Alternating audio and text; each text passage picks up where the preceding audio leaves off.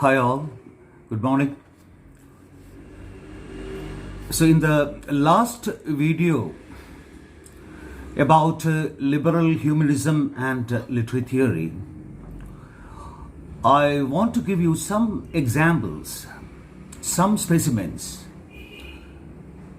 to draw out the differences between two, or to show you how different is a liberal humanist criticism and a theoretical criticism. In the earlier videos, I've told you about the salient features of liberal humanism and how later it gave way to literary theories. So take, for example, Shakespeare's play King Lear. It's a very famous tragedy, much debated, much analyzed. King Lear tells the story of the King of Britain, Lear, who in his old age wants to divide the kingdom and give up his kingship so that his daughters can rule the country. He had 3 daughters. The first 2 are Goneril and Regan, and the last one is Cordelia. So he wants to relinquish his throne, to give up the kingship, and he calls the daughters to his side and tells them to express themselves regarding their father. He really intends to be glorified. And the 2 daughters, who are so wicked and cruel, they shower all the praise on the king, and he is much pleased. And when it is Cordelia's turn, she frankly admits that she cannot express her love for the king because the love is so deep that it is beyond words to be expressed. And this irritates the king so much that he banishes her from her country without giving her share of property. And he divides the kingdom among the 2 wicked daughters, whom he thought was all the goodness personified. So what happens later is, when the kingdom is divided, when the property comes to their possession, the daughters, the first 2 daughters, react against their father, the king. And finally, he is driven out from both the houses. And as a mad person, he roams around, wanders around, thinking about or realizing his mistake. And finally, he ends up his life in the lap of Cordelia, who tries to take care of him. But finally, he dies. Another parallel plot also is there that deals with the Earl of Gloucester and his 2 sons.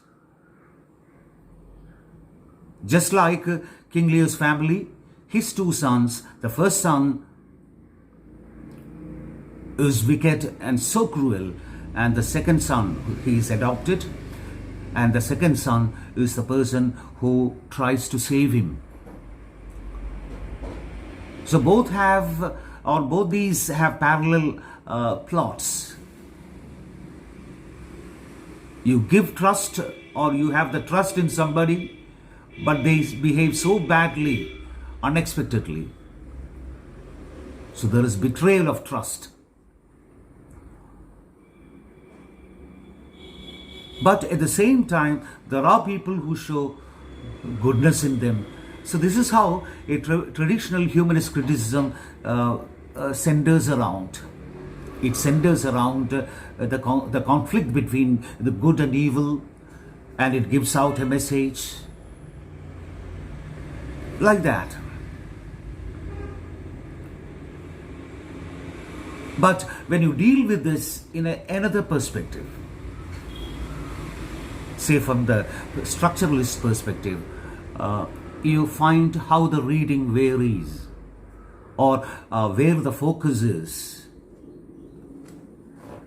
So I'm going to say something about the traditional humanist view of King Lear in contrast with the structuralist mode of analysis. You have studied structuralism, I think.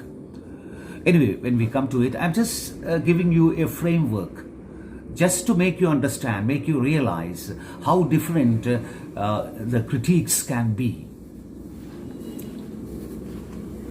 So traditional humanist criticism would understand the play as depicting a man, that is a king, with tragic faults in him.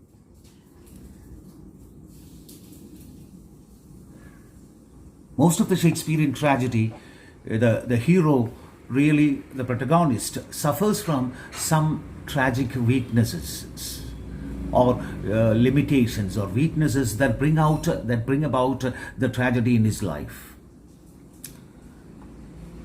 So when tragedy strikes at him, he falls from grace, and finally he is redeemed by the love and devotion of some others, and by his own realization or the acknowledgement of his wrongdoings. So we can also analyze the play as a series of snapshots,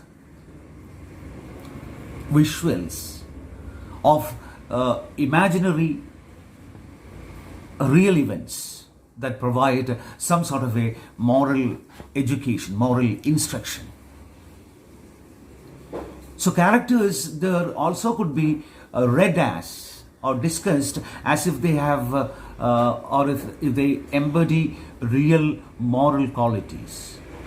They can be categorized as good or evil.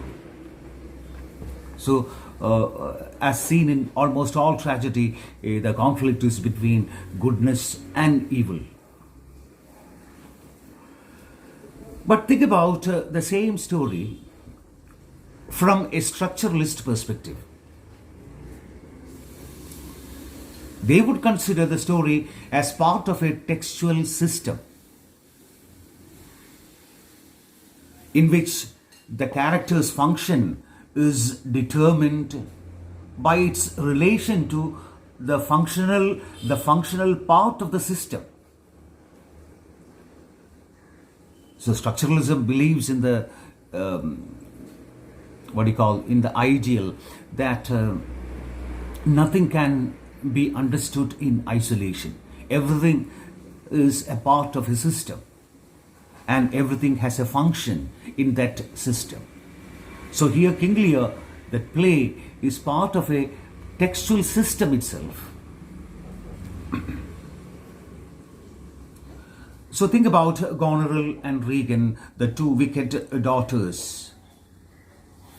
Their shrewdness, their wickedness, their cruelty seen in the play can be considered as a plot move, how the plot moves, that is linked logically to Cordelia's function or Cordelia's plot move,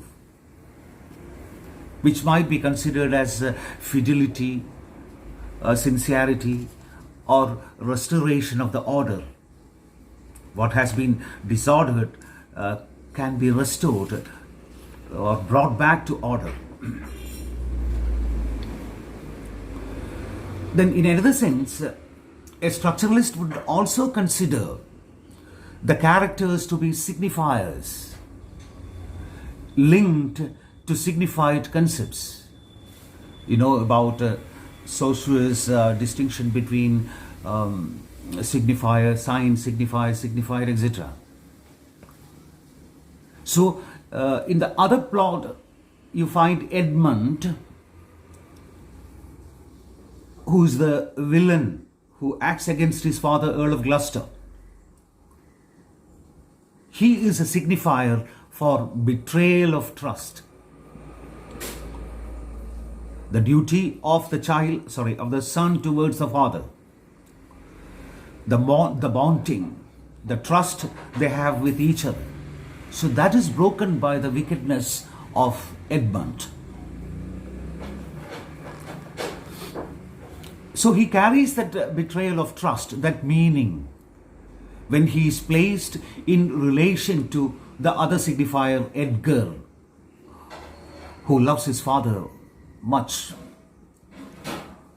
And he can be seen as the person who keeps the trust. So when you look at the characters, Goneril, Regan, Edmund, they are coded negatively, while Edgar and Cordelia are coded positively. So the duality that should be noted. So many other instances from the text can be quoted to analyze or to illustrate such points of analysis. The parallelisms and the contrasts can also be sketched, and the function of the characters involved in these plots can also be traced by a structuralist critic. So what happens is the mode of analysis is entirely different. A liberal humanist position is entirely different when you read the text and analyze it from another standpoint, from a structuralist perspective or from a Marxist perspective, etc. So let us look at Shakespeare's, King Lear from a kind of from a Marxist perspective. Even if you haven't studied about Marxism or Marxist literary criticism, I think you understand some of the basic tenets of it.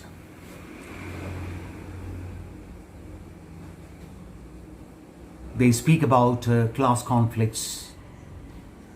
They speak about how a society should move really without any class distinctions, but in reality there is always class conflict.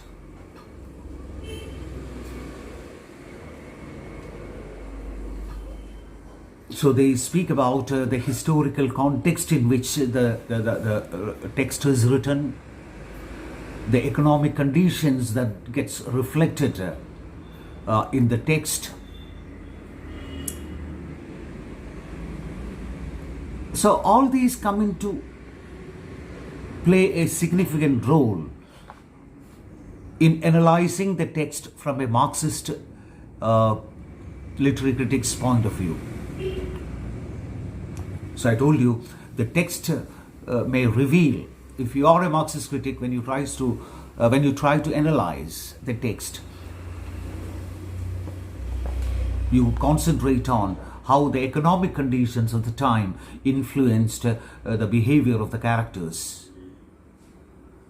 The play really shows the class conflicts between the feudal system, between a dying feudal form and the emerging capitalist culture, which is headed by the traders, by the business class, which slowly comes out, surpassing the aristocratic system regarding the land.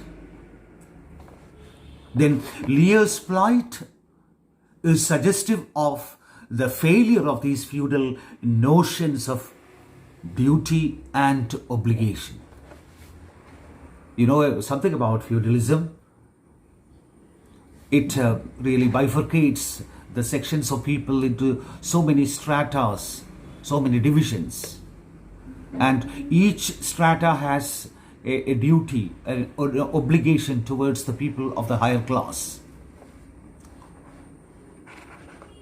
So here, that feudal notion of the duty and obligation really get rejected by King Lear, because King Lear belongs to that kingly position, belongs to that what do you call, the aristocratic position in the hierarchy. So he is bound to obey the dictates of the God, who has given him the power to rule a country. So he is going against the duty, the obligation of ruling the country, and giving this thing, what do you call, the governance to his daughters, and dividing the country. So what he expects in return from the daughters is service. There also he fails to get the service, due service, because he is driven out. So his downfall reflects the contemporary crisis of aristocracy. What aristocracy faces at that time, I told you. So I'm not going in detail. So it's a dying aristocracy, a dying aristocratic system, and an emerging system of traders or the businessmen of the new class. So these kinds of class conflict are being analyzed. So the land loses its economic power, and it is being replaced by trade. So the cruel or the disrespect he experiences, the Lear experiences, suggests the decrease in respect towards the nobility from a merchant class. Because in feudal system, I told you, there are class distinctions, and each has to perform his role. Especially duty, obligation, service is expected from the lower class to the higher class. But there the whole social system is, gets changed. And Lear is not able to accommodate or identify himself with these so-called changes. So the play thus depicts or pictures a threat posed by the traditional aristocratic order, based on notions of privilege, obligation, by the newly emergent capitalist philosophy. The philosophy of traders and new businessmen, which really favored ambition in the pursuit of social movements. Though you are not able to, maybe you may not be able to follow whatever I am saying now, but see how the analysis is different. Traditional humanist criticism focuses more on the conflict between the good and evil. Characters are categorized accordingly, and the resulting, the problems ensuing from such a conflict, and how the didactic message is underscored, etc. But here a structuralist point of view is different from a Marxist point of view.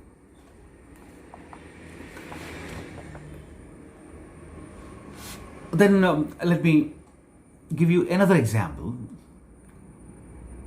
Stopping by woods on a snowy evening, a very popular poem by Robert Frost.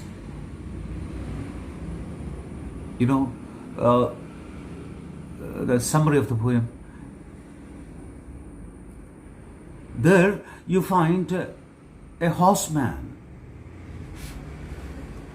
a man on a horseback or a man on a horse riding through the countryside. It is twilight, evening, so he passes by so many lands and he stops at one place, a farmland. He gets down from the horse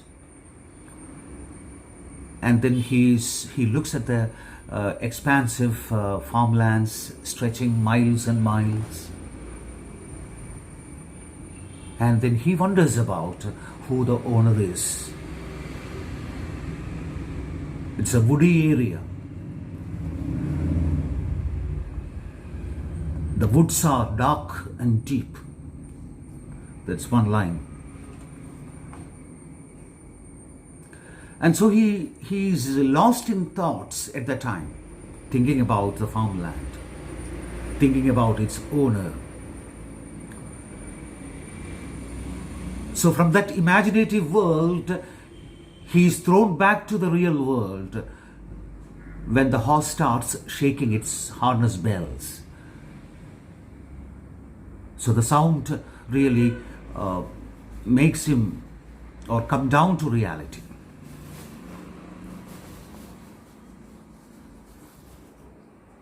Then he regrets. He has spent so much time looking at the beauty of nature or looking at these farmlands. So that should not be the case. That should not have been the case. So he says, the woods are dark and deep, but I have promises to keep and miles to go before I sleep.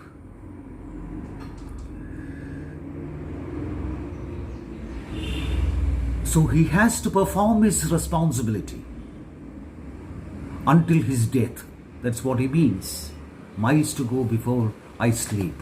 Sleep is the eternal sleep, that is death. So why should he stand there and waste his time? So he has to spend the time effectively, responsibly. So he is reminded of the duty he owes to the society.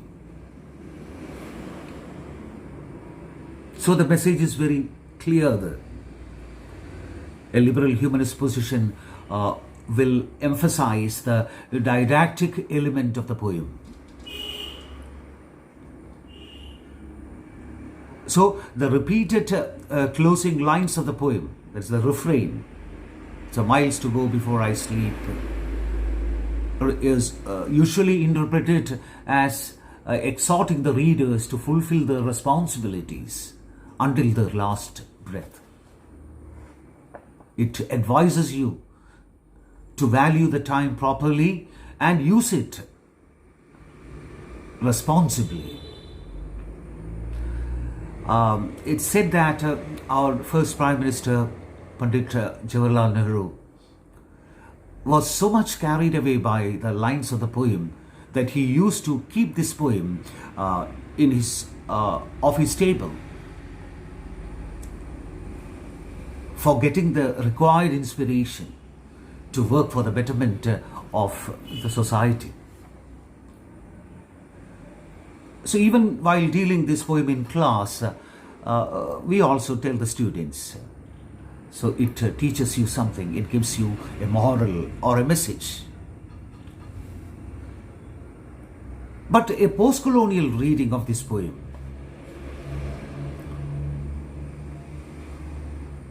would portray this narrator as a conqueror.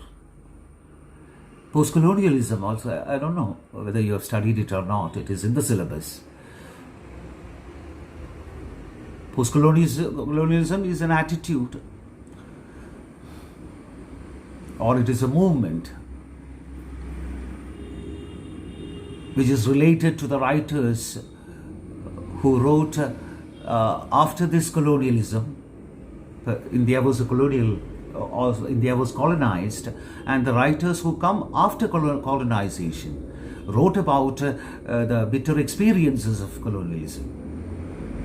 So most of the writers think badly about colonialism, and they write expressing their feelings. So they are anti-colonial writers.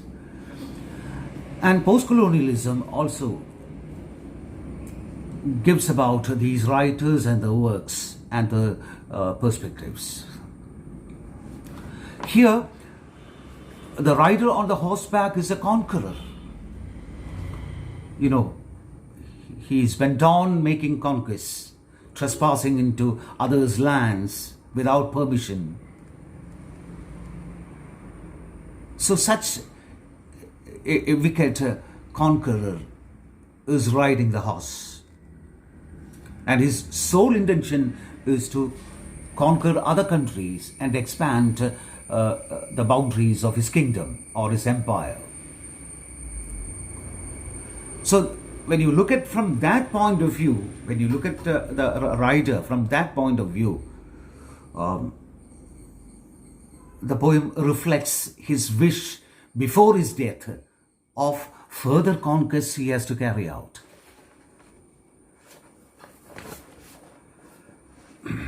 So a critic who stands, or a reader who stands on this anti-colonialist platform or post-colonialist platform will critique this given text and find meaning that fits in with some of the post-colonial theories.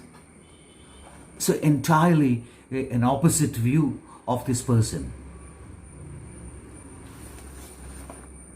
So I think you have the idea. I just want to stress this idea that how liberal a humanist criticism is different from the theoretical stances you take when you analyze a given text.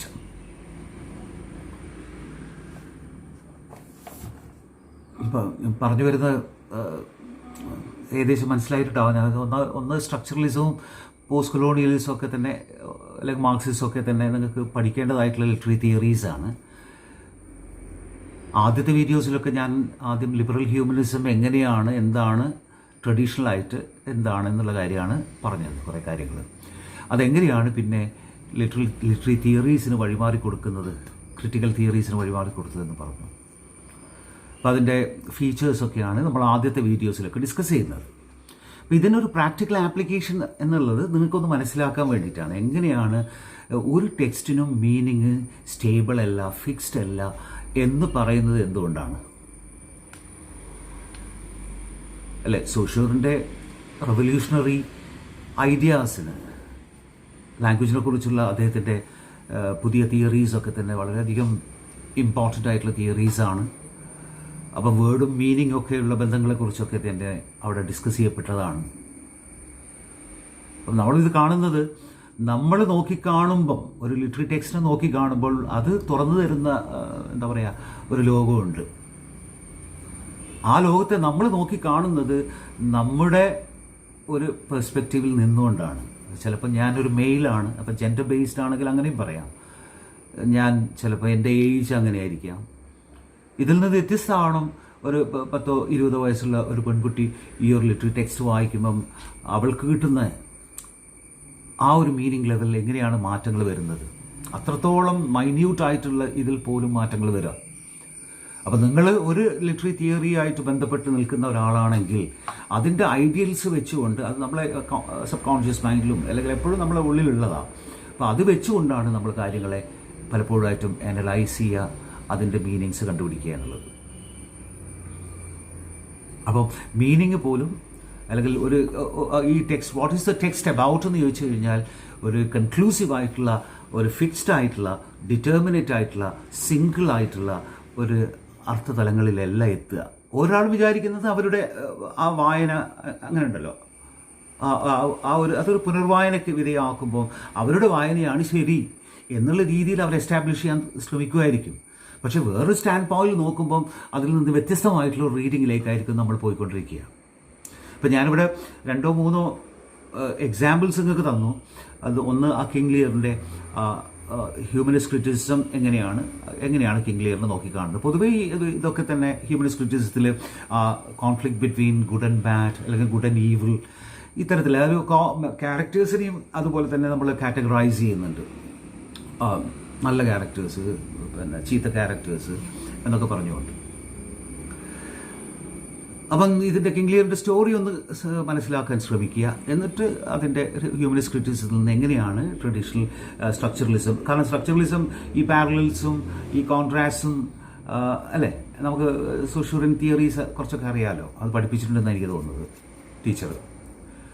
അപ്പം അവർ കൊണ്ടുവരുന്ന പാരലിസംസും ബാലൻസിങ്ങും ഈ തരത്തിൽ അല്ലെങ്കിൽ ആ കോൺട്രാസ്റ്റുകൾ അങ്ങനെ കാണാം. ഞാൻ പറഞ്ഞില്ല, കോൺട്രൽ റീഗൻ ഒക്കെ ബിട്രയൽ ഓഫ് ട്രസ്റ്റ്, പിന്നെ എഡ്മണ്ടോ ഇങ്ങേ ഭാഗത്താണെങ്കിൽ കീപ്പിംഗ് ഓഫ് ദ ട്രസ്റ്റ്, ഇത് തമ്മിലുള്ള ആ ഒരു കോൺഫ്ലിക്ട്സ്. ഇതൊക്കെ അനാലിസിസിൽ വരുന്ന വ്യത്യാസങ്ങളാണ്. അത് ഞാൻ അതുപോലെ stopping by woods on a snow evening, അതിൽ വരുന്ന എന്താണ്, അവർ കൂടുതൽ ഊന്നൽ കൊടുക്കുന്നത് അദ്ദേഹത്തിൻ്റെ കൊളോണിയൽ ഇൻസ്റ്റിങ്സ് ആണ് ഈ ഫാം ലാൻഡ്സ് നോക്കി കാണുന്നത് എന്നുള്ളതാണ്. പക്ഷെ നമ്മൾ ട്രഡീഷണൽ ഹ്യൂമനിസ്റ്റ് ക്രിറ്റിസിസം വിശ്വസിച്ചിരുന്നത് ഇത്ര ഒരു വലിയൊരു മോറൽ തരുന്ന ഒരു മനുഷ്യനാണ്, ഹാർഡ് വർക്കിനെ അല്ലെങ്കിൽ റെസ്പോൺസിബിലിറ്റീസിനെ കുറിച്ച് ഓർമ്മിപ്പിക്കുകയാണ് നമ്മളുടെ അയാൾ പറയുന്നത് miles to go before I sleep എന്നുള്ള ആ ലൈന് തന്നെ വേറെ തരത്തിലാണ് ഇൻ്റർപ്രറ്റ് ചെയ്ത് വരുന്നത്. പിന്നെ കിങ് ലിയറിൻ്റെ മാർക്സിസ്റ്റ് റീഡിങ് കണ്ടില്ലേ, ആ എക്കണോമിക് കണ്ടീഷൻസ്, ആ കാലത്തെ എക്കണോമിക് കണ്ടീഷൻസ് എങ്ങനെയായിരുന്നു സൊസൈറ്റിയുടെ ഡിവിഷൻ, നേരത്തെ ഫ്യൂഡലിസം ഉള്ള അല്ലെങ്കിൽ അരിസ്റ്റോക്രസിക്ക് കൂടുതൽ ഇമ്പോർട്ടൻസ് കൊടുക്കുന്ന ആ മൂല്യങ്ങളെ മാറ്റിമറിച്ചുകൊണ്ടായിരുന്നു കിങ് ലിയർ തൻ്റെ ഡ്യൂട്ടി ഒബ്ലിഗേഷനൊക്കെ മാറ്റിവെച്ചുകൊണ്ട് അല്ലേ, അത് ദൈവികമായിട്ട് കിട്ടിയ ഒന്നാണ് ഭരിക്കുക എന്നുള്ളത്. രാജാവ് അങ്ങനെയാണല്ലോ, ദൈവത്തിൻ്റെ സ്വന്തം ആളാണ്. അപ്പോൾ അങ്ങനെ വരുന്ന സമയത്ത് എന്ത് സംഭവിക്കുന്നുണ്ട്, അയാളത് വയലേറ്റ് ചെയ്യുക ചെയ്യുന്നത്. ശരിക്കും പറയുകയാണെങ്കിൽ അവിടെ ക്ലാസ് കോൺഫ്ലിക്റ്റ് ഉണ്ട്. പുതിയ ഒരു എമേർജിങ് ക്ലാസ്, വന്നുകൊണ്ടിരിക്കുന്ന ഒരു ക്ലാസ്, ഉയർന്നുകൊണ്ടിരിക്കുന്ന ഒരു ക്ലാസ് ഉണ്ട്. അത് ട്രേഡേഴ്സാണ്, പുതിയ ബിസിനസ്സുകാരാണ്. അപ്പോൾ ഈ സത്യങ്ങളെ മനസ്സിലാക്കാൻ പറ്റാതെ ആണ് ആ ലിയറിൻ്റെ ട്രാജഡി ഉണ്ടാക്കുന്നത്. മറ്റേത് കുട്ടികളെ മനസ്സിലാക്കാൻ സാധിക്കാത്തതുകൊണ്ടുണ്ടാവുന്ന അല്ലേ, good and bad, good and evil തമ്മിൽ അങ്ങോട്ടും ഇങ്ങോട്ടും മാറിപ്പോകുന്ന ഒരു പ്രശ്നമാണ്. അത് പിന്നെ റിയലൈസ് ചെയ്യുന്നുണ്ട്. ഇപ്പം ഇങ്ങനെയൊക്കെ ആ വ്യത്യാസങ്ങളാണ് കാണുന്നത്. എവിടെയാണ് നമ്മൾ കൂടുതൽ ഊന്നൽ കൊടുക്കുന്നത്, ആ കാലത്തിൻ്റെ സോഷ്യൽ കണ്ടീഷൻസ് അല്ലെങ്കിൽ ഒരു ഹിസ്റ്റോറിക്കൽ കോണ്ടെക്സ്റ്റ് ഊന്നിക്കൊണ്ടായിരിക്കും ഒരു മാർക്സിസ്റ്റ് ക്രിറ്റിസിസം ചെയ്യുന്നുണ്ടാവുക.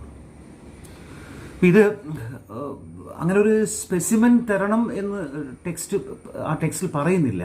പക്ഷേ ഈ സ്പെസിമെൻ ഉണ്ടെങ്കിൽ നിങ്ങൾക്ക് കുറേ കൂടി എളുപ്പമായിട്ട് മനസ്സിലാവും.